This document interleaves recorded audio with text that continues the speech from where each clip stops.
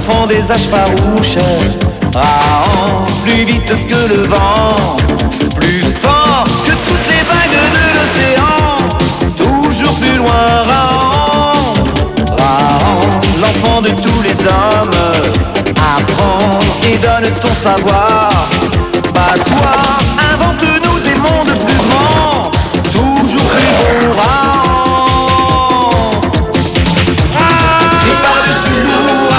Bats-toi face aux démons géants. Seul parmi les grands sentiers que ta voix chante la liberté. Crie l'horreur, la faim, le sang, et l'oubli. D'un est un cri raant. Raant, oublie les temps farouches, la peur plus sombre que la nuit. Tu vois s'étendre dans la lune si ronde tout le sourire du monde. Raant, si le soleil se cache là-bas, très loin dans sa tanière, descend profond sous les rayons du couchant, plonge dans sa lumière.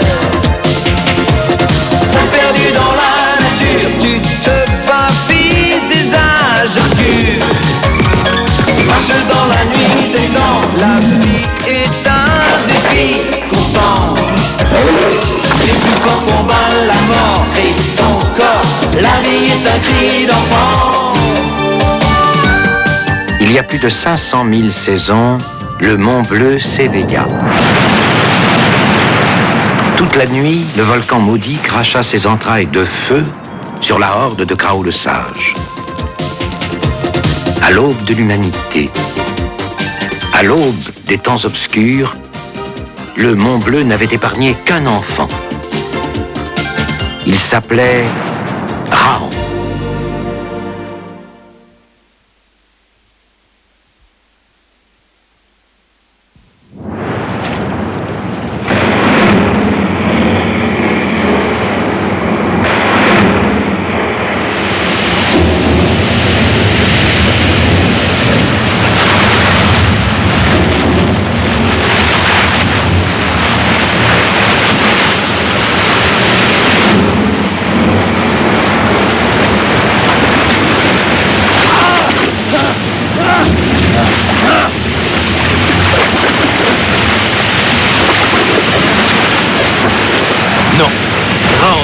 Pas dans le grand fleuve.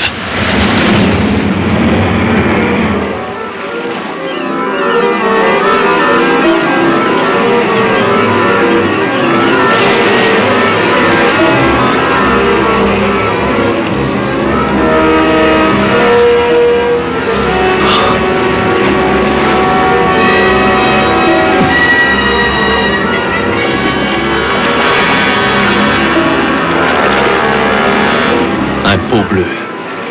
Où est-il? Jamais un pot bleu n'abandonne sa proie.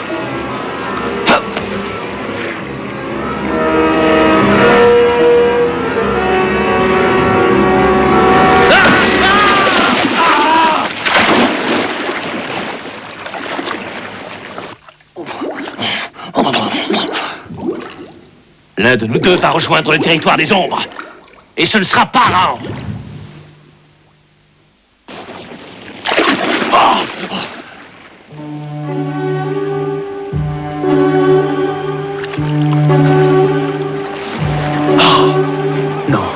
Non, c'est impossible.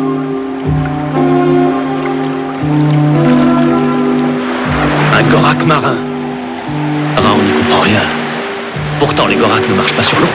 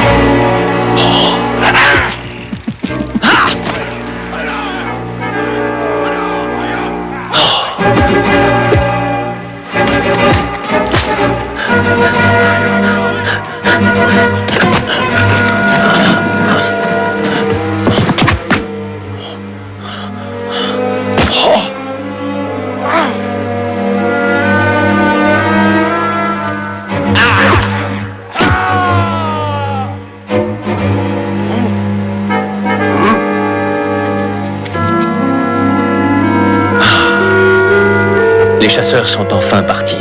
Ils croient Rahan mort. Merci, Krao, d'avoir appris à Rahan que... Il vaut mieux. Il vaut mieux.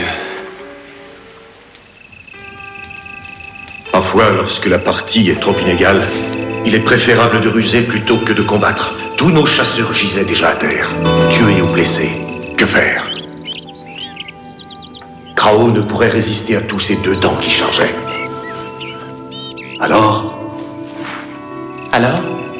Alors Krao décida de faire semblant. Si les 2 dents le croyaient mort, peut-être ne s'acharnerait-il pas sur lui. Krao savait que les 2 dents ne se nourrissaient pas de la chair de ceux qui marchent debout.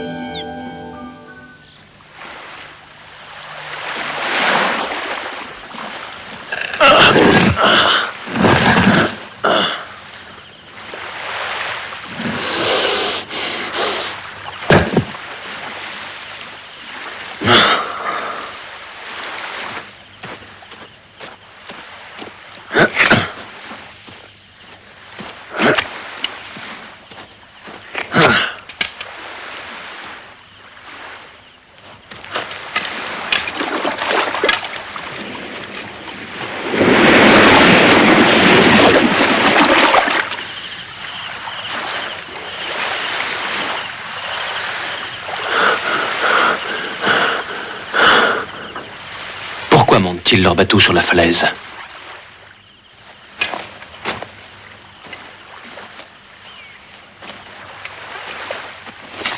Bam sait que tous les étrangers sont dangereux pour notre clan. Là, mon cheveu de feu, venez peut-être en ami. Il a supporté la colère du grand fleuve. Il nous aurait appris à ramper sur l'eau.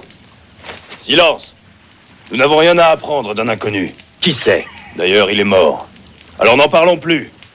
Que le grand fleuve, en se retirant, emporte son cadavre.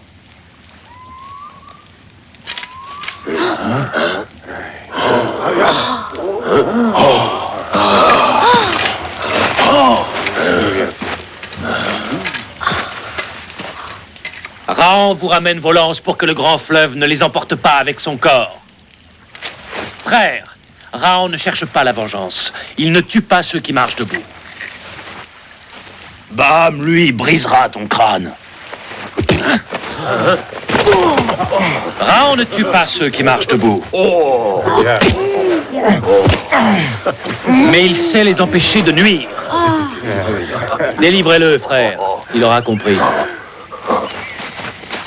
Tu es généreux. Tu aurais plu à Kada le Brave. Où est-il? C'était notre chef. Il a voulu percer le secret du Gorak de pierre.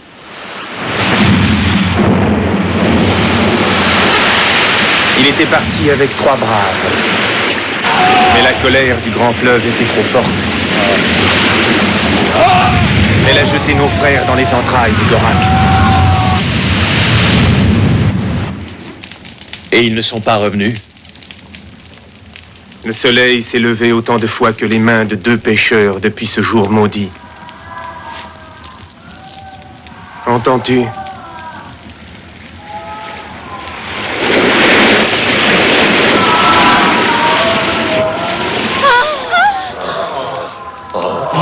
On dit que ce sont les plaintes de nos frères qui implorent le grand fleuve de les laisser retourner au village.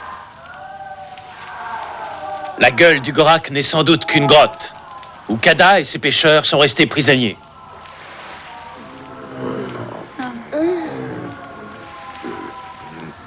Les morts ne gémissent pas. Venez.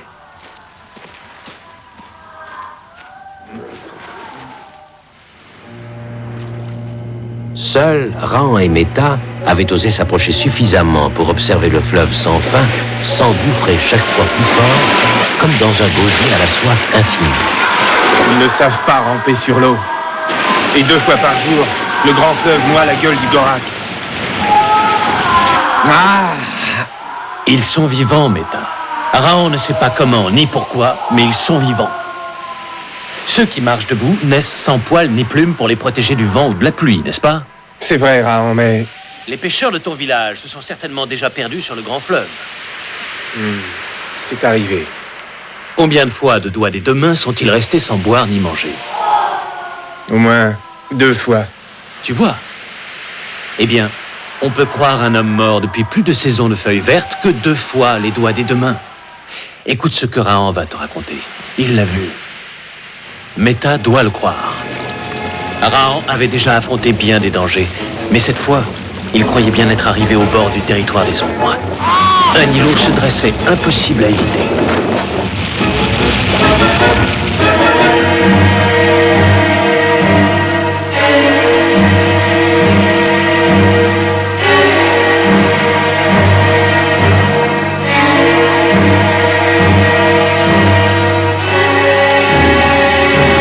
Rahan n'avait pas rejoint le territoire des ombres, mais il ne pourrait jamais reconstruire son radeau.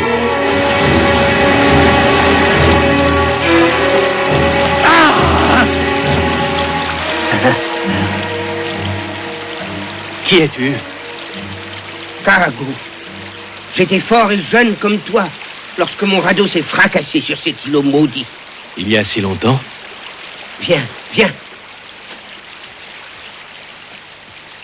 Quand l'air redevient froid et que le fleuve charrie à nouveau les feuilles mortes, Kagou trace un nouveau signe. Et il y avait autant de traits que 2 fois les doigts des deux mains. Écoute. On n'entend plus les plaintes. Ils ont dû s'endormir.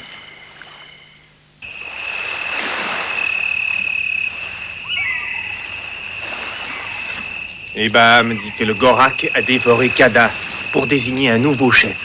Nouveau chef qui s'appelle Baham. Oui. Nouveau chef qui vous trompe, Meta. Rahan le prouvera.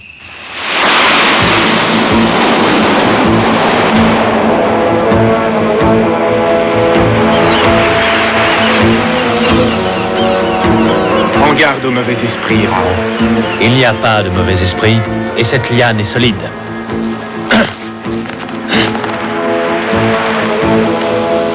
Le Gorak va te dévorer.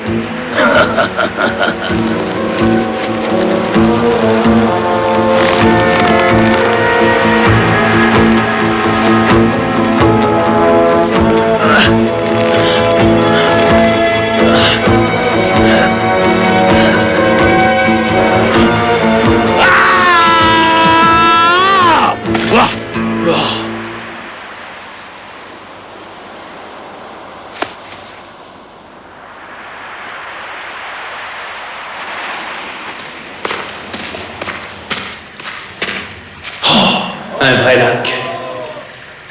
Rahan reconnaît ces cris. Ils viennent du fond de la grotte. Rahan était sûr de vous trouver en vie. Il est venu vous chercher pour vous aider à retourner dans votre village.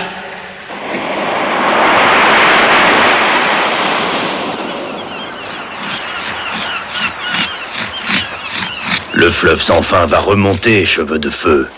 Mais toi, tu ne remonteras jamais.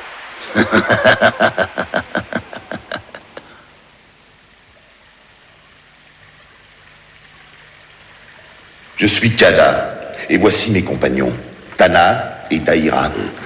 Aïda, un autre brave, a été englouti par le grand fleuve. Juste avant que nous soyons avalés par le Gorak. Mais comment avez-vous pu survivre? Nous avons...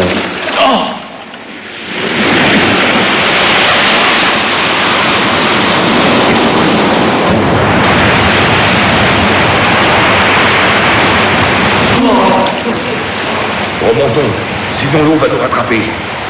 Vous, mettez-vous à l'abri au lieu de geindre.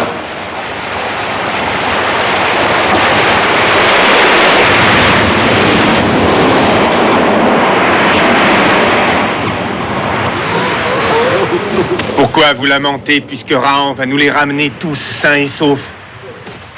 Ah oui. Alors dis-nous, Meta, pourquoi on ne les entend plus? Crois-tu que Cheveux de Feu soit un dieu pour ramener les marins du territoire des ombres? Rahan a traversé beaucoup de territoires et de chemins d'eau. Il sait. Quoi donc? Qu'on peut disparaître sans être mort et survivre autant de saisons de feuilles vertes que... Que quoi? Les doigts des deux mains. Il ne nous faudra pas autant de temps pour comprendre que nul ne peut défier le Gorak de pierre. Ah, mais notre chef, il sait. Méta est jeune. Il a cru à l'étranger. Cheveux de Feu ne connaît pas le Gorak de pierre et le Gorak l'a avalé, comme les autres.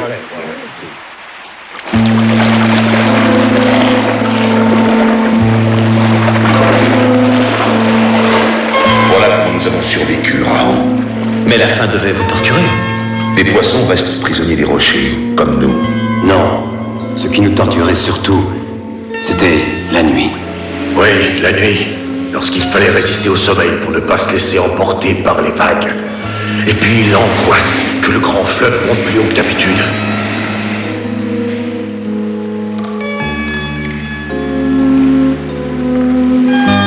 Nous allons passer de l'autre côté. Mais nous ne savons pas ramper sur l'eau.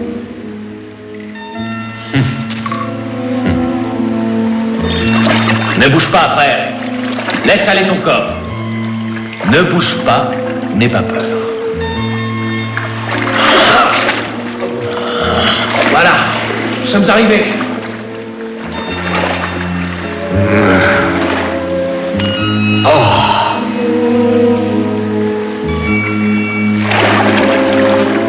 Alors, lequel des deux?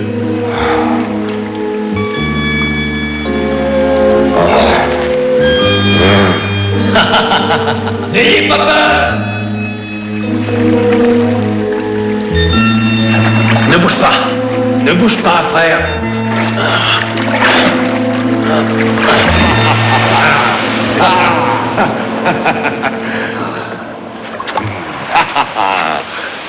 Mais qui es-tu vraiment, Rahan? Un homme ou l'esprit du bien? Rahan n'est qu'un chasseur qui n'abandonne jamais ceux qui marchent debout.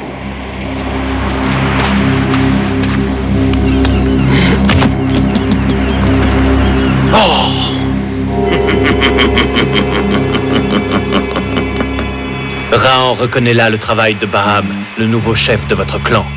Le nouveau chef? Baham? Oui, un seul homme du clan pouvait souhaiter notre mort. C'est lui. Mais s'il s'imagine que nous allons rester prisonniers du Gorak de pierre, il se trompe.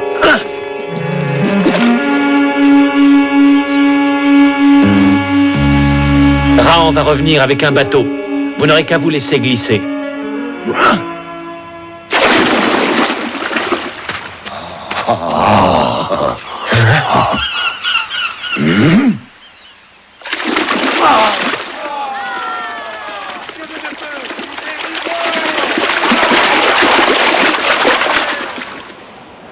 Rahan avait attaché la liane à un rocher, puis il avait plongé et ramené une barque sous le Gorak de pierre. Kada et les siens n'avaient eu qu'à se laisser glisser.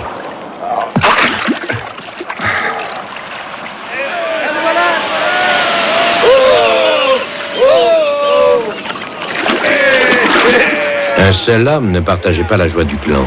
Si Kada et ses braves étaient sortis du Gorak, cela voulait dire qu'il ne serait plus jamais un chef. Baham, où voulais-tu fuir? Notre chef est vivant. Réjouis-toi, Baham.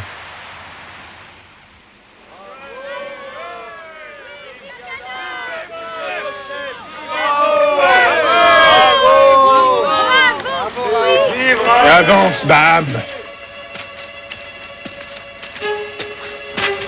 Tu as tranché la liane avec laquelle nous devions remonter. C'est faux. Tu accuses sans preuve. Et ça, est-ce le vent qui a coupé la liane ainsi? Ou bien ton coutelas de silex?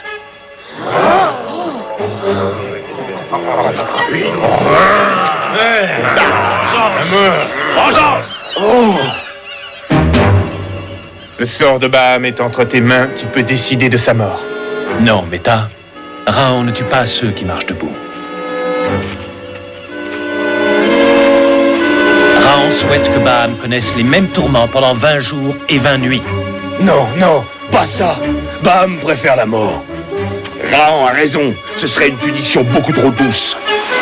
À toi de goûter aux joies de la peur, de la faim et du noir. À nous de décider si tes plaintes viennent d'un mort ou d'un vivant. Tu pourras flotter sur le lac avec ce tronc. Trace des traits sur la roche, Baham. Cela t'aidera à compter les jours.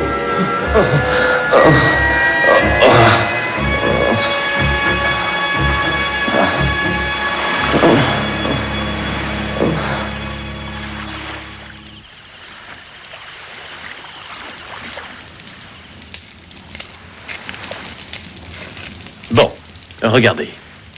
L'intérieur du Gorak géant est une vaste grotte. Quand le fleuve est au plus haut, il ne dépasse pas ce rocher. C'est là que vous étiez réfugié? Mais lorsque les eaux baissent, ce creux reste rempli d'eau. Sans savoir ramper sur l'eau, il est impossible de traverser. Voilà tout le secret des entrailles du Gorak. Est-il nécessaire d'y ajouter des esprits mauvais? Non. Ah, c'était une fable. On n'aurait jamais dû croire Baham.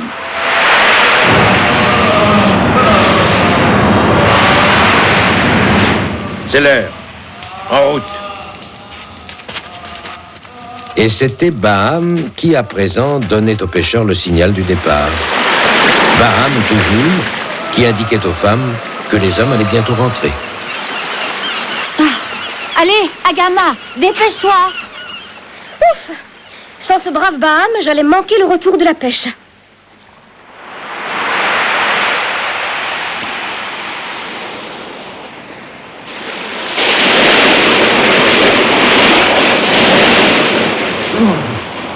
Le grand fleuve remonte.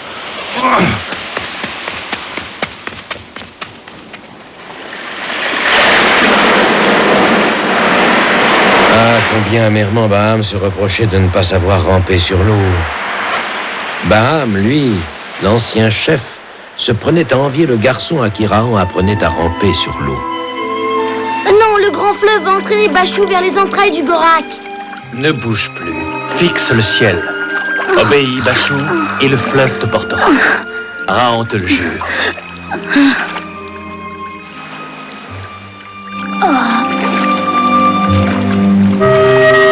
Bravo. Continue maintenant. Tu n'as plus besoin de Raon. Qui veut essayer?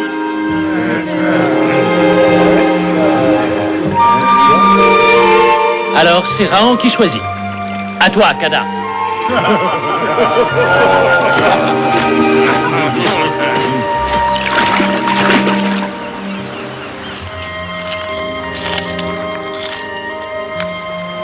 Raon doit obéir à son coutelas. Mais il n'a plus de radeau. Choisis, frère.